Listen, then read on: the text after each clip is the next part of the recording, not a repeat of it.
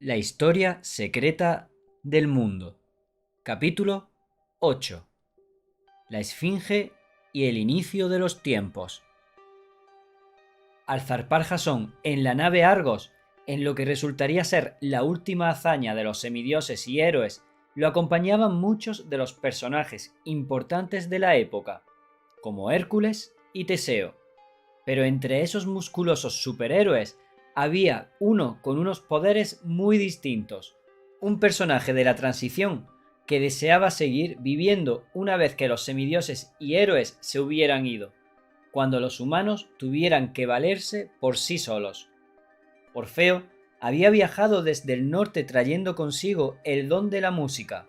La suya era tan hermosa que no solo encandilaba a humanos y animales, sino que también podía hacer que los árboles e incluso las rocas se movieran. En el viaje con Jasón, ayudó a los héroes cuando la fuerza bruta no servía de nada. Cantando acompañado de su lira, cautivó a las enormes rocas que chocaban entre ellas y amenazaban con aplastar la nave Argos, e hizo que el dragón que custodiaba el vellocino de oro se sumiera en un profundo sueño. A su regreso, se enamoró de Eurídice, pero el día de su boda a ella la mordió una serpiente en el tobillo y murió. Destrozado por el dolor, Orfeo bajó al ultramundo decidido a recuperarla, ya que se negaba a aceptar el nuevo orden de la vida y de la muerte. La muerte era entonces algo espantoso. Ya no era un descanso placentero mediante el cual el espíritu se recuperaba y se renovaba, preparándose para la próxima encarnación, sino que era una dolorosa separación de los seres queridos. Descendiendo sin cesar hacia las profundidades, Orfeo se encontró con Caronte, el anciano y tétrico barquero, que al principio se negó a llevarlo a través de la laguna Estigia hasta la tierra de los muertos, pero Caronte se quedó adormecido con la lira, al igual que Cerbero, el perro de tres cabezas encargado de custodiar la entrada al ultramundo. Orfeo embelesó también a los atroces demonios que se ocupaban de arrancar de los espíritus de los muertos la impía lujuria animal y los deseos salvajes que seguían aferrados a ellos. Finalmente, llegó al lugar donde el rey del mundo subterráneo tenía cautiva a su amada, pero el soberano no se dejó cautivar totalmente por Orfeo, ya que aceptó liberar a Eurídice con una pequeña condición. Esta podía regresar al mundo de los vivos si Orfeo podía llevarla hasta allí sin volver ni una sola vez la cabeza para asegurarse de que ella le seguía. Pero por supuesto, Orfeo se volvió en el último momento, al salir a la luz del sol, tal vez temiendo que el rey lo hubiese engañado, y vio entonces cómo el amor de su vida se alejaba de repente de él, bajando por los pasadizos de piedra hasta perderse de vista, desapareciendo en el infierno como un hilo de humo. Los otros héroes, más robustos, habían triunfado en sus respectivas búsquedas al luchar con uñas y dientes hasta casi agotar sus fuerzas y su resistencia, siendo valientes y no rindiéndose nunca. Pero los tiempos estaban cambiando. Los grandes iniciados que conservaron esta historia para que llegara hasta nuestros días querían que entendiéramos que Orfeo fracasó porque intentó hacer lo mismo que habría hecho todo buen héroe, tratar de asegurarse de algo. También es posible que su música hubiese perdido algo de encanto, ya que no impidió que un grupo de Ménades, las compañeras de Dioniso, se arrojaran encima de él y lo despedazaran. Tiraron su cabeza al río, donde flotó arrastrada por la corriente, sin dejar de cantar. Mientras pasaba flotando, los sauces llorones se apelotonaban en las orillas. Finalmente, la cabeza de Orfeo fue rescatada y colocada en un altar en una cueva, donde una gran multitud acudía a consultarla a modo de oráculo. Si Cadmo, Enoc, dio nombre a los planetas y las estrellas, fue Orfeo quien los midió y al hacerlo inventó los números. Una octava está formada por 8 notas. pero en cierto sentido realmente solo tiene 7, ya que la nota número 8 siempre representa la elevación hacia la siguiente octava. Por eso, las octavas se asocian con el ascenso a través de las 7 esferas del sistema solar, que antiguamente eran cruciales en todo pensamiento y experiencia. Al proporcionar un sistema de notación, Orfeo dio origen a las matemáticas. A partir de ahí, los conceptos pudieron manipularse, lo cual sentó las bases del conocimiento científico del universo físico. Orfeo es un personaje de transición porque por un lado es un mago con poderes para mover piedras con la música, pero por otro es un precursor de la ciencia. Si bien más adelante encontraremos una ambigüedad similar en muchos científicos importantes, incluso en la Edad Moderna, el otro representante de la transición que vivió en la época de Orfeo fue Dédalo. Sabemos que fueron contemporáneos porque Dédalo era el guardián del Minotauro al que mató Teseo, y éste había participado en la búsqueda del vellocino de oro. Dédalo es célebre por haber inventado unas alas de cera y plumas para huir volando de Creta junto con su hijo Ícaro. Asimismo, diseñó un laberinto y se le atribuye también la invención de la sierra y de las velas de navegación. También era inventor, ingeniero y arquitecto según nuestra concepción actual. No se valía de la magia. Si la ciencia fue una innovación de la época, también lo fue la magia. Esta última era la aplicación de un modo científico de concebir lo sobrenatural. En esa época ya no vemos los cambios de forma, aparentemente sin esfuerzo, de periodos anteriores ni la transformación punitiva de quienes han tenido una mala conducta en arañas, venados o plantas. Pero sí tenemos a Medea, la mujer de Jasón, y Circe, a quien Medea acudía para solicitar ayuda, consejo y protección mágica. Circe y Medea tuvieron que esforzarse para crear efectos sobrenaturales usando pociones, conjuros y sortilegios. Si la invención de las palabras y los números permitió que los humanos empezaran a manipular el mundo natural, también les hizo creerse capaces de manipular el mundo espiritual. Medea ofreció a Jasón una poción roja como la sangre, preparada con jugo de azafrán, para apaciguar al dragón que custodiaba el vellocino, mientras ella entonaba cánticos y utilizaba ramitas de enebro para rozar los párpados del animal. Creaba elixires mágicos y conocía los secretos de los encantadores de serpientes. A medida que el mundo material seguía volviéndose más denso y conforme se iba dejando fuera a los seres del mundo espiritual, resultaba cada vez más difícil encontrar incluso a los espíritus del nivel inferior, los de la naturaleza, como los silfos, las dríadas, las náyades y los gnomos. Se perdían en los arroyos, los árboles y las piedras, huyendo con las primeras luces del alba. Aún así, parecían seguir estando tentadoramente cerca, y fueron esos espíritus, entonces lo mismo que ahora, a los que a los magos les resultó más fácil manipular. Algunos magos intentaron también someter a dioses importantes a su voluntad, bajarles la luna. Los mitos del primer hombre lobo, Licaón, que desencadenó la inundación de Deucalión, la inundación de Poseidón de la llanura triasiana que hizo que Atenea tuviera que trasladar su ciudad al emplazamiento actual de Atenas, y a las atroces tormentas que seguían a Medea allí donde iba, son una muestra de las catástrofes medioambientales derivadas de la práctica de la magia negra. Al final de ese periodo, la humanidad estaba enferma, lo mismo que la naturaleza. Según el baremo estándar de un héroe convencional, Orfeo tal vez fracasara, pero su influencia en la historia fue mayor y perduró más que la de Hércules, Teseo y Jasón.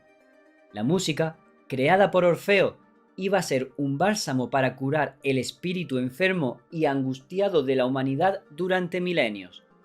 Si la gente se estaba aislando no solo de los dioses, sino también del resto de la humanidad, si estaba cansada de aguantar un entorno siempre cruel y a veces hostil, y su imaginación estaba infectada por los impulsos perversos y feroces de la magia, todo eso se vería contrarrestado por la influencia estética en la imaginación, no solo a través de la música, sino también de la literatura, la pintura y la escultura. Las inspiradoras imágenes de la belleza, la verdad y el amor actuaban en la humanidad a un nivel subyacente al de la mente consciente. Tenían más poder que cualquier doctrina moral abstracta y explícita. Orfeo fue el fundador mítico de los misterios que iluminarían e inspirarían a la antigua Grecia.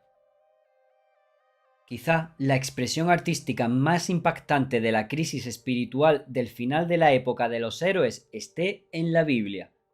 En el texto escrito que ha llegado hasta nuestros días, la historia de Job es una de las últimas que se cuentan en el Antiguo Testamento, pero en sus orígenes fue una de las partes más antiguas.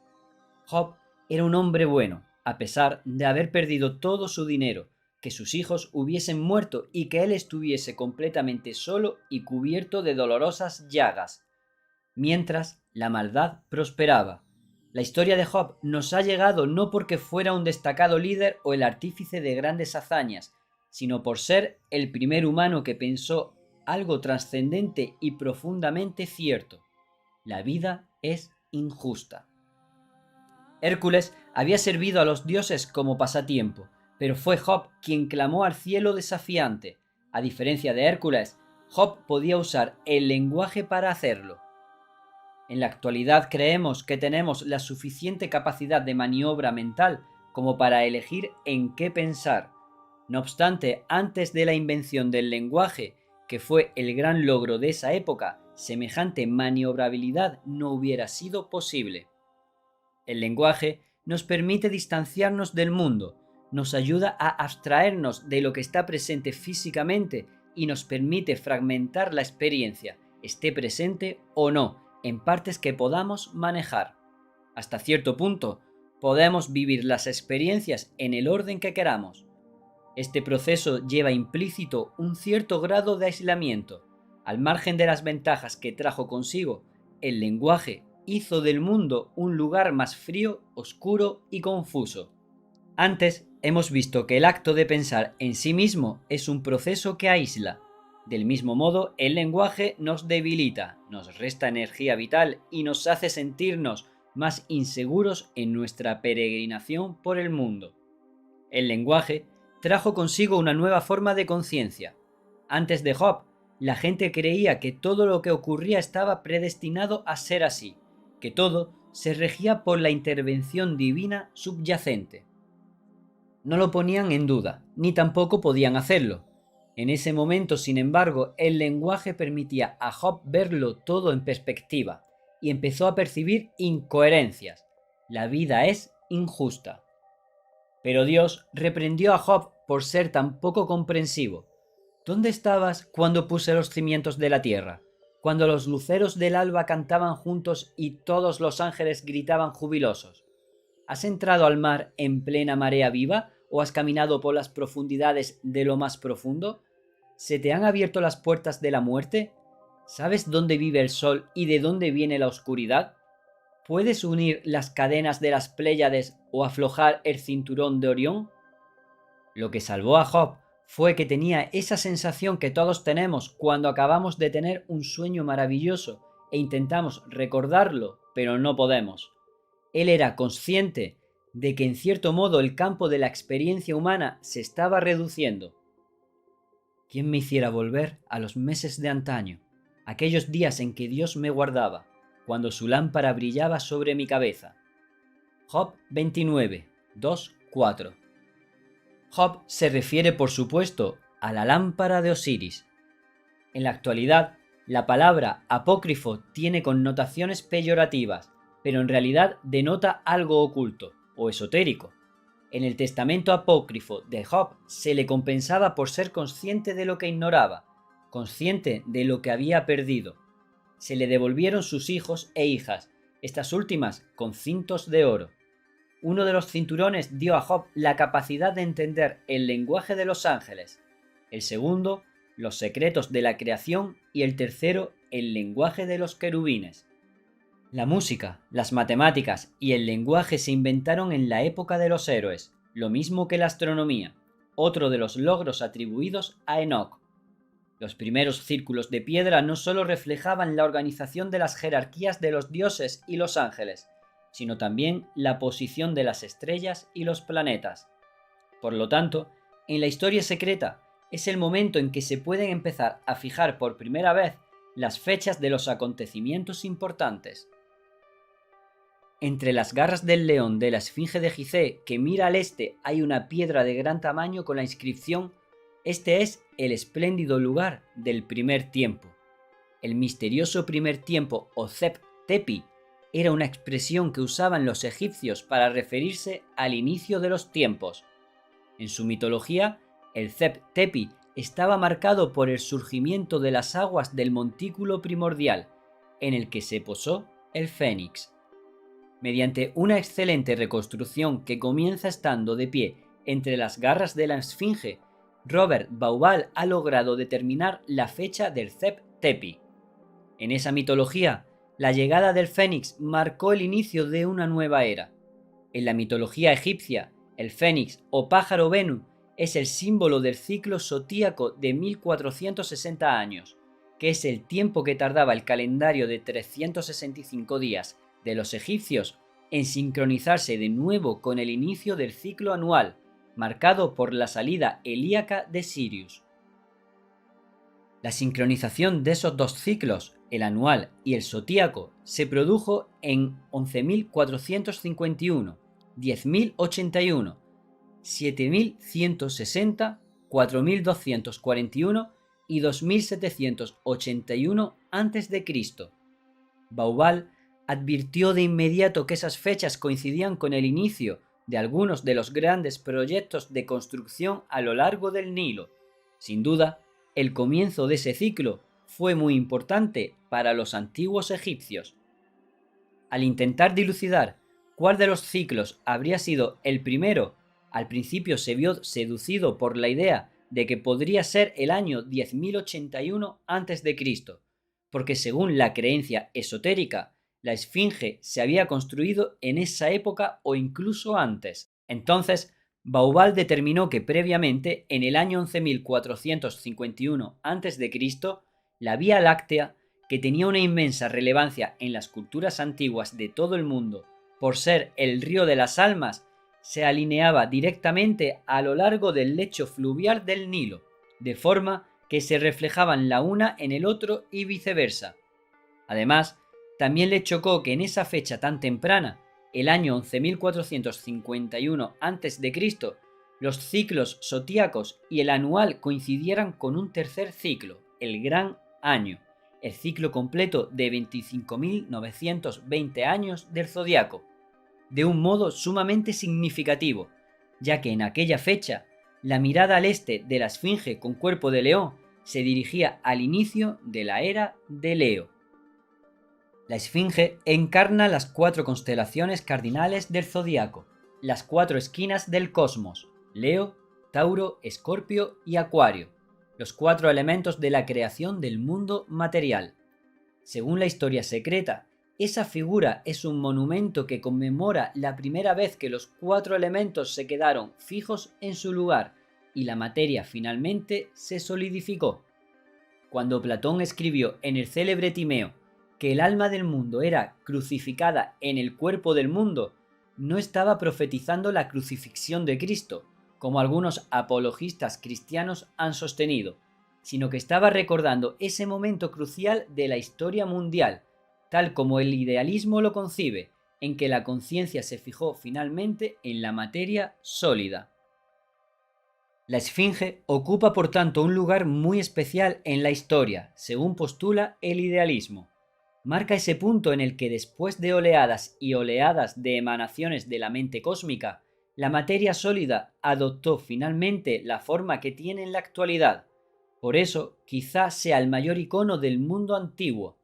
En aquel entonces, las leyes de la física tal como las conocemos hoy tan solo se estaban empezando a poner en marcha, y a partir de ese momento las fechas pueden establecerse con seguridad, ya que el gran reloj del cosmos se había puesto en hora en su complejo patrón de órbitas.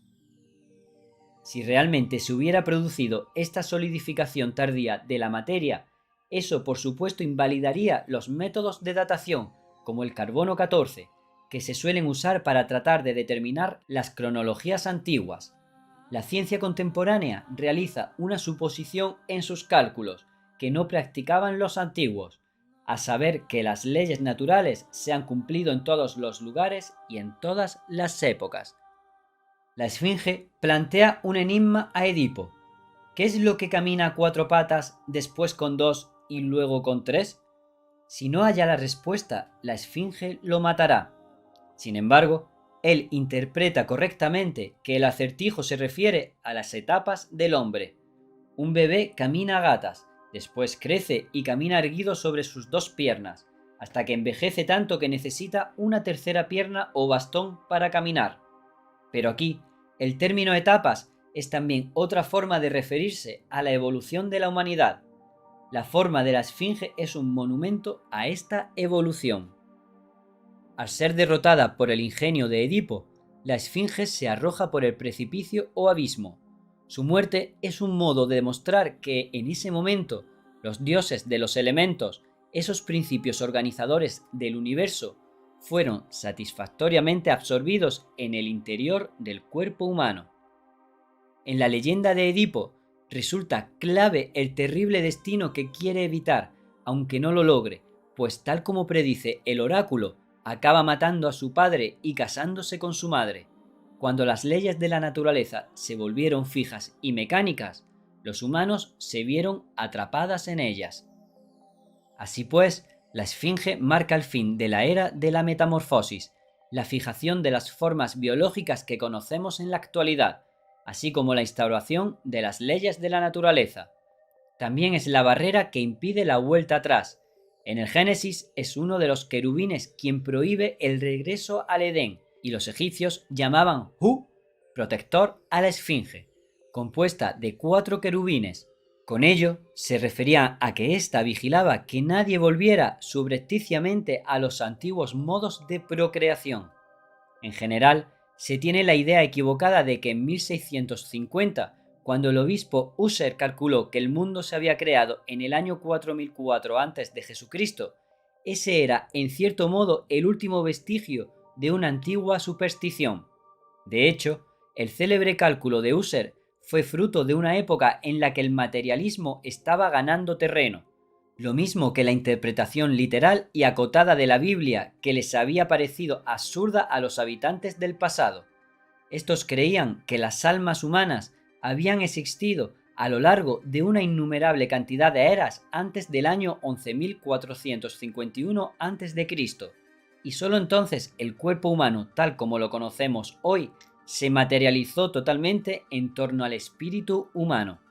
Es interesante advertir que según los cálculos de Manetón en el siglo III a.C., ese es casi exactamente el momento en que finalizó el reinado de los semidioses. Más adelante veremos que según la doctrina esotérica, la materia no solo emanó de la mente hace poco tiempo, sino que su existencia será breve. Se volverá a disolver dentro de tan solo unos 9000 años, cuando el Sol salga de nuevo y se encuentre con la mirada de la Esfinge en la constelación de Leo. Según las enseñanzas de las sociedades secretas, vivimos en una pequeña isla de materia, en medio de un inmenso mar de ideas e imaginación.